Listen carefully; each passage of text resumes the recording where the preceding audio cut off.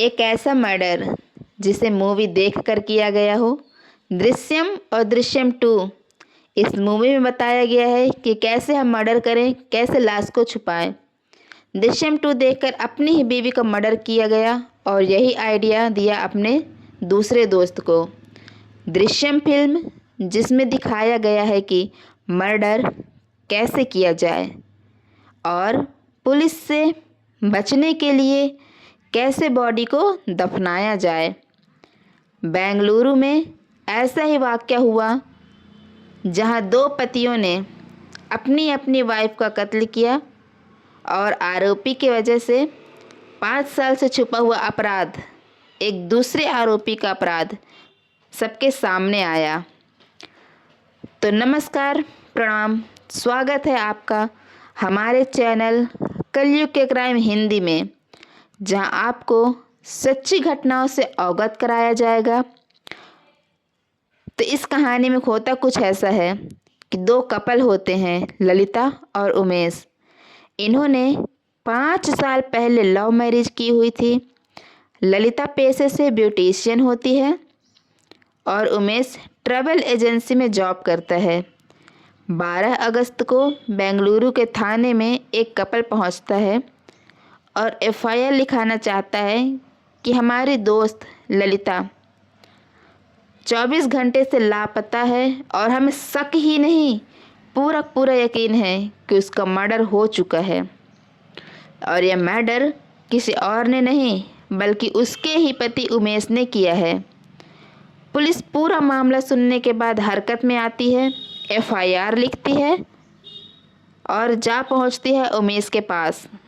उमेश से पूछा जाता है तुम्हारी पत्नी कहाँ है, शादी कब हुई, कैसे मिले तुम अपनी पत्नी से और अभी वह कहाँ चली गई है। उमेश पूरी कहानी बताता है कि हम ललिता से 5 साल पहले मिले, दोनों में प्यार हुआ और हमने शादी कर ली। हमारा एक बेटा भी है। धीरे धीरे समय बीतता गया और दोनों के बीच शक पैदा होने लगी। हमारे बीच कुछ ठीक नहीं चल रहा था। उमेश को लगता था कि ललिता का किसी के साथ अफेयर है और ललिता को लगता था कि उमेश का अफेयर है। करीब 2 साल से हम अलग रह रहे थे और तब तक सब कुछ अच्छा चल रहा था। एक दिन बात डाइवोर्स पर आई। ललिता डाइवोर्स देना चाहती थी और उसने अपने बच्चा भी अपने पास रख रखा था और मुझे बच्चे से भी नहीं मिलना चाहती थी और डाइवोर्स देके अलग रहना चाहती थी। तभी 11 अगस्त को उमेश की वाइफ ललिता अपनी सहेली पास पहुंचती है और कहती है अभी अभी मुझे उमेश का कॉल आया है और मुझे कुछ बातचीत करने के लिए, कुछ सलाह मशवरा करने के लिए अपने पास बुलाया है ताकि हम डाइवोर्स से रिलेटेड कुछ बात कर सके। हो सकता है कुछ सुलह हो जाए हमारे बीच और हम कोर्ट के सामने जा कर के अपनी बात रख सके। लेकिन मेरे मन में यह भी डर है कि कहीं कुछ गलत ना हो जाए, कहीं कुछ हो ना, क्योंकि उमेश के ऊपर मुझे बिल्कुल भी भरोसा नहीं है। तो तुम मुझे अपनी स्कूटी दे दो, मैं स्कूटी से उमेश से मिलने जाती हूँ और मैं तुम्हें अपना लाइव लोकेशन भी दे देती हूँ। तुम मेरा लाइव लोकेशन रखना, मुझे कॉल करते रहना और कोई भी दिक्कत होती है, कोई भी परेशानी होती है तो तुम मुझे कांटेक्ट करना। ऐसा बोल करके स्कूटी लेकर ललिता अपनी सहेली के घर से निकल जाती है। लाइव लोकेशन बेंगलुरु से 60 किलोमीटर दूर जंगल के इलाके में रुक जाता है। हालांकि रास्ते में ललिता की उसकी सहेली के साथ बात होती रहती है, लेकिन शाम को करीब 6:11 पर ललिता का मोबाइल बंद हो जाता है। सहेली परेशान हो जाती है, मोबाइल बंद कैसे है, कोई भी बात नहीं हो रही है। लेकिन फिर वह मन में सोचते कहीं बैटरी ख़त्म हो चुकी हो या फिर नेटवर्क ना हो। ऐसे ही देखते देखते शाम से रात हो जाती है और ललिता का कुछ भी कहीं पता नहीं चलता है। आधी रात में उमेश पहुंचता है स्कूटी लेकर और कहता है यह स्कूटी ललिता ने भिजवाया है, मैंने उसे बस स्टॉप पे छोड़ दिया है, वह बस लेकर के अपने घर की तरफ चली गई होगी। सहेली अपने पति के साथ थाना पहुंचती है। जब उसे उसके मन से शक नहीं जाता कि ललिता पहुंची या नहीं पहुंची। उसका फ़ोन अभी भी बंद आ रहा है। तो वह अपने पति के साथ थाने में जाती है और थाने में उसकी मिसिंग रिपोर्ट लिखवाती है और सारा कुछ बताती है कि ललिता कैसे अपने पति से मिलने गई थी, उनके बीच डाइवोर्स होना था और वह मुझे लाइव लोकेशन दे के गई थी। हमारे दोनों के बीच बात भी हो रही थी रेगुलर, लेकिन अभी उसका मोबाइल बंद है और स्कूटी भी पहुंचाने नहीं आई थी। उसका पति स्कूटी लेकर आया था। अब पुलिस उमेश को उठाती है। उमेश वही सारा कहानी सुनाता है। पुलिस को बताता है कि वह मेरे पास मिलने तो आई थी स्कूटी में, लेकिन मैंने उसको बस स्टॉप छोड़ दिया है। हमारे बीच सुलह हो चुकी थी और वह बस स्टॉप से अपने घर चली गई थी। मैंने स्कूटी ललिता की सहेली के पास पहुंचा दिया। यहाँ पुलिस के पास लाइव लोकेशन थी। पुलिस लाइव लोकेशन पर जाती है, देखती है यहाँ पर तो घना जंगल है, कुछ भी नहीं है। पुलिस को शक होता है कि इतनी दूर इस घने जंगल में आने का क्या मतलब है। पुलिस उमेश को उठाती है और सख्ती से पूछताछ करती है। अब उमेश यहाँ टूटने लगता है। वह टूट जाता है और सारा कुछ बताता है कि मेरी पत्नी मुझे डाइवोर्स दे रही थी, कल मुझे डाइवोर्स दे देती, मेरे से पैसे लेती वह, मेरे पास पैसे नहीं थे उसको देने के पास, और यहाँ तक ये हो सकता था कि मेरा बच्चा भी रख लेती और मुझे मिलने नहीं देती। इसलिए मैंने उसे इस जंगल में बुलाया। यहाँ बुलाकर मैं उससे बातचीत करना चाहता था, लेकिन मुझे पता चला कि यह अपना लाइव लोकेशन अपनी सहेली को देकर आई है। इसलिए गुस्से में आकर मैंने उसका गला दबा दिया और उसका कत्ल कर दिया। उसकी लाश को इसी जंगल में गड्ढा खोदकर गाड़ दिया है। अब पुलिस उस गड्ढे को खुदवाती है और वहाँ से लाश निकालती है। हालांकि 24 घंटे ही हुए थे तो इस नाक का कोई ये बनता ही नहीं था। पूरा बॉडी पड़ा था जस का तस। और यहाँ पे उमेश ने भी अपना कन्फेस कर लिया था कि हाँ मैंने ही कत्ल किया है और लाश को यहाँ पे छिपा दिया है। कुछ पता करने लायक था ही नहीं, लेकिन पुलिस को कुछ खटक रहा था, कुछ महसूस हो रहा था कि कुछ तो गड़बड़ है। यह 60 किलोमीटर का फासला, पुलिस को लगता था कुछ तो है इस 60 किलोमीटर में जो दिख नहीं रहा है। पुलिस बार बार उमेश से पूछती रहती है और पुलिस अपने इस पूछताछ में कामयाब भी हो जाती है। पुलिस के बार बार पूछने पर एक ऐसा राज सामने आता है जो पिछले 5 सालों से इसी जंगल में दफन था। जब उस कहानी का खुलासा हुआ तब सारे लोग शॉक्ड हो गए, सोचने पड़ गए कि ऐसा हुआ था। उमेश बताता है कि मेरा एक दोस्त है जिसका नाम किरण है। हम दोनों एक दूसरे के साथ खेले हैं, पढ़े हैं, बड़े हुए हैं। हम गांव में साथ ही रहा करते थे, लेकिन मैं बेंगलुरु आ गया और मेरा दोस्त वहीं रह गया। हमारी दोस्ती अब भी है और बातचीत होती रहती है। हमारे परिवार की बातें चल रही थी। जब मैं उससे मिला तो मैंने उसको बताया कि मेरी पत्नी मेरे से डाइवोर्स लेना चाहती है, पैसे ऐंठना चाहती है, मेरे बच्चे को भी मेरे से दूर करना चाहती है। तब किरण बताता है कि एक जंगल है, बेंगलुरु से 60 किलोमीटर दूर है, तुम वहाँ पर लाओ और अपनी बीवी को वहीं मारकर दफना दो। किसी को कुछ भी पता नहीं चलेगा और तुम्हें इस चीज़ से छुटकारा भी मिल जाएगा, तुम्हारा बच्चा भी मिल जाएगा और पैसे भी बच जाएंगे। पुलिस के मन में सवाल आता है कि किरण को ये बात कैसे पता थी कि उस जंगल में मार के दफना देने से किसी को पता नहीं चलेगा, राज बाहर नहीं आएगा।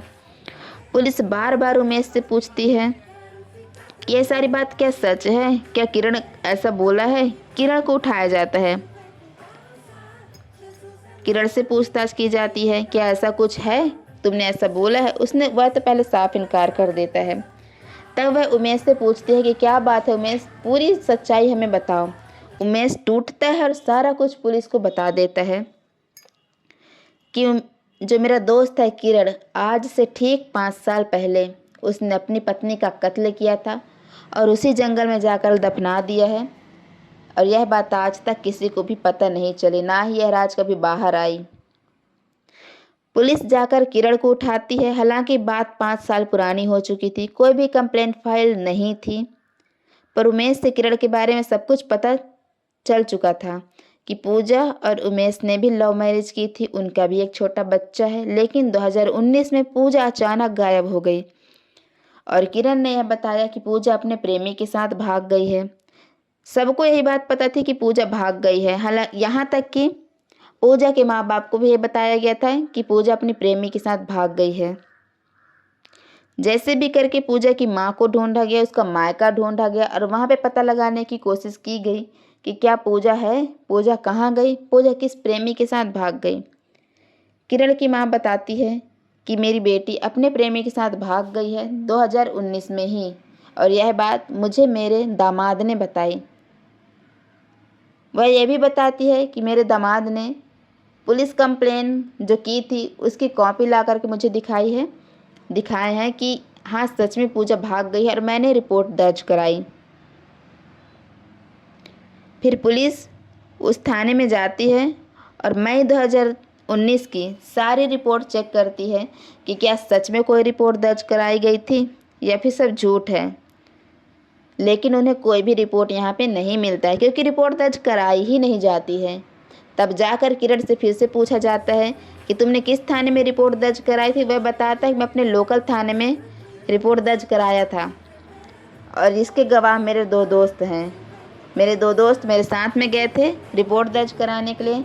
अब पुलिस उन दोनों दोस्तों को भी उठाती है जो किरण के साथ गए थे, लेकिन वह दोनों दोस्त भी मुकर जाते हैं कि आज तक तो हमने पुलिस थाने का रुख भी नहीं किया है, हम तो कभी किरण के साथ थाने गए ही नहीं हैं, हमने कोई भी रिपोर्ट दर्ज नहीं कराई है। पुलिस किरण के ऊपर चढ़ाई करती है कि तुमने रिपोर्ट दर्ज नहीं कराई, तुम्हारे दोस्त तुम्हारे खिलाफ हैं, तुम्हारी सास भी झूठ बोल रही है, बात सच है जो भी वह बता दो। अब किरण सोचता है कि अब मैं तो पूरी तरह से घिर गया हूँ, तो वह सारी बात सारी सच्चाई पुलिस के सामने रखती है। किरण बताता है कि मेरी पत्नी के साथ मेरा नहीं बनता था, हमारे बीच मेरी पत्नी के बीच सब कुछ सही नहीं चल रहा था, दोनों के बीच झगड़े बढ़ रहे थे, हम दोनों के बीच आपसी मतभेद बहुत ज़्यादा बढ़ चुके थे। एक दिन मैंने अपनी पत्नी का कत्ल कर दिया और उसके बॉडी को बैग में भर के उसी जंगल में ले जाकर दफना दिया। दफना कर जैसे ही मैं घर आया, सबको यह बात बताई कि मेरी पत्नी का कैरेक्टर ठीक नहीं था और वह मुझे और मेरे बच्चे को छोड़ कर के अपने प्रेमी के साथ भाग गई है। सबको यह बात सच भी लगी और किसी ने दोबारा कुछ पूछा भी नहीं। हर महीने किरण जा कर के उस जंगल में चेक करता था कि लाश अपनी जगह पर दफन है या नहीं, क्योंकि उसके मन में डर था कि अगर लाश बाहर आ गई तो मैं पकड़ा भी जाऊंगा, लाश बाहर आ गई डीएनए होगा, पकड़ा जाऊंगा मैं। इस डर से वह हर महीने जाता, चुपचाप जाता, देखता कि हाँ सब कुछ सही है, मुस्कुरा के फिर वापस आ जाता था। वह 2021 तक ऐसे ही चुप कर देखने लगा। इसी दौरान 2021 में फॉरेस्ट डिपार्टमेंट का आदेश था कि जंगल के चारों तरफ खुदाई करके एक बाड़ा सा तैयार करना है, एक बाउंड्री बनानी है। उसका रीज़न यह था कि जंगल में बहुत से जंगली जानवर थे, हाथी था जो बार बार बस्ती की तरफ जाता था, तो बस उसी के लिए बाउंड्री तैयार करना था, गड्ढे खोदे जाने थे और उस पर कुछ बैरिकेड वगैरह लगाना था। 2021 में जब किरण जंगल की तरफ जाता है देखने के लिए, तो वह देखता है कि जंगल में कुछ हलचल हो रही है, कुछ काम चालू है, कुछ यहाँ पे फॉरेस्ट गार्ड आए हुए हैं और काम चालू करवाए। बहुत मासूम बन के जाता है वहाँ और पूछता है कि यहाँ पे क्या चल रहा है, क्या काम चालू है यहाँ पे। लोग बताते हैं कि जंगली जानवरों और हाथियों की वजह से यहाँ पर बाउंड्री बनाए जा रहे हैं।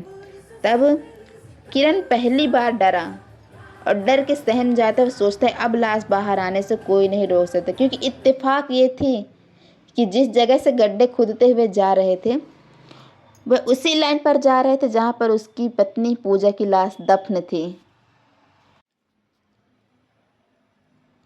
अब इत्तेफाक ऐसा होता है कि उसी दौरान दृश्यम 2 रिलीज हो जाती है, क्योंकि दृश्यम 1 में बताया गया था कि थाने के नीचे बॉडी दफन है और बस इतना कहकर छोड़ दिया गया था। दृश्यम 2 में बताया गया कि बॉडी जब बाहर आएगी तो पकड़े जाएंगे, तो इसके लिए क्या किया जाए, उस लाश को निकाल कर वहाँ से जला दिया जाए जिससे कभी भी पकड़ में नहीं आ सके। तो बस यही बात किरण के मन में बार बार चल रही थी कि बॉडी निकाल करके कैसे भी से ठिकाने लगाना है, क्योंकि एक बार पुलिस के हाथ आने पर वह बच नहीं पाएगा। तब वह एक शाम जाता है। उसे पता था कि जंगल में किस जगह पर उसकी पत्नी की लाश दफन है। वह उस जगह पर जाता है, गड्ढे खोदता है। हालांकि 3 साल हो चुके थे इस बात को, तो उसकी जो बॉडी थी पूरी तरीके से गल चुकी थी। उसके कुछ बोन्स रह गए थे, जैसे टीथ हो गए और भी कुछ बोन्स रह गए थे। उन सबको इकट्ठा करके एक थैले में रखता है और अपने साथ वह पेट्रोल लेकर गया था। पेट्रोल, माचिस, जलाने की चीज़ें निकालता है, दूसरी जगह पे रखता है और उसे आग लगा देता है। आग शांत होने पर जो कुछ भी बचता है, उसे जलने के बाद जो भी बोन्स थोड़े बहुत बच जाते हैं उसको इकट्ठा करता है। और जंगल के बाहर कुछ फार्म हाउस होते हैं। जंगल के बाहर ज़्यादातर लोग बड़े बड़े फार्म हाउस बनाए हुए होते हैं। तो एक फार्म हाउस के पीछे गड्ढा खोदता है और उसी गड्ढे में उन बोन्स को दफन कर देता है और वहाँ से चला आता है। मामला पूरी तरीके से बंद हो चुका था, किसी को कुछ पता नहीं चलने वाला था। और जो पुराना गड्ढा था जहाँ पर उसकी लाश दफन थी, वहाँ पर बैरिकेड जो भी लगने थे वो लग चुके थे, बाउंड्री हो चुकी थी। पुलिस को जब यह बात पता चलती है 5 साल से एक व्यक्ति इस तरीके से छुपता आया है, बचता आया है, तो बहुत ही ज़्यादा सोच में पड़ जाते हैं और उसके बताए हुए जगह पर जाते हैं, गड्ढों पर जाते हैं। हालांकि एक गड्ढे पर तो वह खुदाई नहीं कर पाते हैं, क्योंकि वहाँ पे ऑलरेडी खुदाई हो करके और फिर वहाँ पे बैरिकेड लगाया जा चुका था। तो वह दूसरे गड्ढे पर जहाँ पे फार्म हाउस था उसके पीछे जाते हैं, गड्ढे खुलवाते हैं और वहाँ पे जितने भी बोन्स बचे थे उन सबको निकाला जाता है। पूजा की माँ से उनका संपर्क किया जाता है, उनका डीएनए लिया जाता है। हालांकि जब हमें स्टोरी यह पता चली है तब तक डीएनए रिपोर्ट नहीं आई थी। जो भी डीएनए रिपोर्ट आएगा उसके बारे में हम आपको बताएंगे कि यह पूजा की लाश थी या फिर नहीं। हालांकि दोनों ने कन्फेस कर लिया है, उमेश और किरण ने, कि हमने ही अपनी पत्नियों का कत्ल किया है। जब दोनों दोस्त आपस में मिले तो किरण ने अपने दोस्त उमेश को भी सारा कुछ बताया कि मैंने अपनी पत्नी के साथ ऐसा किया और इस जंगल में जाके दफन कर दिया और आज तक मामला कभी नहीं खुला। तुम भी अपनी पत्नी को लाओ, यहाँ मारो और दफन कर दो, तुम्हारा भी मामला कभी नहीं खुलेगा। और यहीं पर गलती हो जाती है किरण से।